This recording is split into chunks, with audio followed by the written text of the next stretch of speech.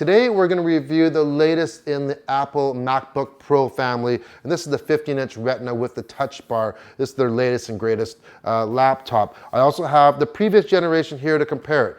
Now, I'm not just going to spew out a bunch of specs. I didn't just get this last week as a tester. I bought it, I own it. I've used it every day for a couple months. So these are real world opinions here. Let's start out first though with the negatives, the cons. The first con, it's an obvious one. You might have heard it already. There are no more standard USBs. And when I mean standard, that connection there, you know, your phone charger, everything, your hard drives, your SD card readers, they all use these, and they got rid of all of them. They've went to a new connection now called USBC or Thunderbolt 3. Yes, that connection is going to be better, but right now there's not a lot of things that come with it, so you need to buy adapters. I've got numerous hard drives. A lot of times I work with multiple hard drives all hooked up at the same time. I need multiple adapters, so that's gonna cost you some money. The other thing is that what if I'm somewhere else and, oh, I forgot my cable at home. Now, I could probably pick up or borrow a cable from somewhere else or someone else, but the chances of them having one with Thunderbolt 3 or USB-C or has an adapter, very, very slim. So that is one big negative for me. Also, they got rid of the HDMI port. I didn't use it a lot, but it was handy once in a while if you're gonna go to a client's office, maybe you go to their boardroom, you wanna show a presentation, you just go and plug right into their system. They all have usually an HDMI input, and then you just plug it in and you can present that. No more anymore now. Once again, you're gonna have to buy an adapter. One of my biggest complaints, they took away the SD card reader on the MacBook Pro, on this new one. That's brutal. To me, a MacBook Pro, the demographic, when they say professional, usually the visual arts, photography, videography, things like that. And we need to transfer footage or photos. Wirelessly just won't do it at this time. It just, the files are just too big. So now, guess what you need? You need another thing to add on. So now you have adapters for that. Now you want to adapt your USB card reader. You can do that, or if you want to take advantage of the speed, you have to buy yourself a Thunderbolt or a USB-C card reader. So that's going to cost you money too. This one here is $50 just for this card reader when it was built in before. I understand that you want to make a sleek, thin, compact package, but how much room does an SD card reader really take? Next thing, they got rid of the MagSafe adapter, the power adapter on the previous generation where you would just plug it in. It was held by a magnet. If someone walked by, hit the cord, it's just gonna come off, no problem. Now you use a USB-C cable. You're gonna put that into the charging port, and there's a little bit of a beep. Another problem though, there is no way, other than that little beep, there's no way to tell if it's charging. The previous one had a little light. It turned red when it was charging. When it was fully charged, it was green. It was great because if you're charging, let's say on an airplane, and you have it plugged in, you can see if it's charging or not. And this one, yeah, I'd say that's a fail. The new MacBook Pro also has their latest keyboard. And at first, I really didn't like it that much. It's a lot thinner. The keys are quite flat. And here's one thing though. Let's just click here. Is when you're typing, it's quite loud. And even if you try to be quiet, it's really hard to be quiet typing on this keyboard.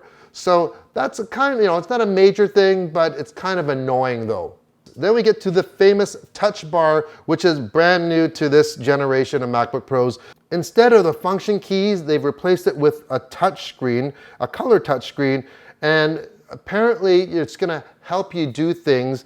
There are a few apps like Final Cut Pro, for instance, that utilize that, iPhoto, things like that. Even word processing, when you're typing, it'll recommend words for you. I'm telling you, for the last 2 months, I've forced myself to use that TouchBar, and it's gotten a little bit better and a little easier, a little more intuitive, but most of the time I could do the exact same thing with the trackpad. Seriously. Here's something that I noticed almost right away when I picked up the computer. Just gonna unplug it here. When you pick it up, the edges, these are vent holes for probably cooling, but the edges are very, very, very sharp, like seriously cutting your fingers sharp. The opening, the edges here, once you open it, these are very, very sharp too. And I'm comparing that to the old previous one that's way softer or way duller than these sharp edges. And then of course my last con, the price. The new MacBook Pro is not cheap. I did do a few extras on this. So I increased the solid state storage to 1 terabyte. I increased the graphics card to a 4 gig of memory graphics card, and this happens to be the 2.7 gigahertz i7 processor model. In the US, this will go for $3,299, so $3,300 US. In Canada, over $4,000 for this laptop computer. $4,000, not cheap. All right, let's get to the things that are good about the computer, because there are some good things about the new MacBook Pro as well. First off, we talked about the charging and the cons about the no MagSafe and the no charging light. But there is a pro. That is USB-C carries power, so you can charge this computer in any of the outlets, including either side. So where that's handy, I travel a lot, and sometimes maybe you're on a plane, you're just in the airport, and there's a charging port on the right side or a wall outlet, and you need to plug in. It's a lot better to just plug in on the side where the outlet is, so you have that option. So that is one positive about the USB-C. We talked about the keyboard and how loud it was, but on the other hand, it is very, very precise. After using this for about a couple weeks, and I went back to the old computer, that keyboard really feels mushy compared to this. This is very, very accurate. Next thing is the sound. They made this a lot louder compared to the previous one, and I gotta admit, it's quite loud.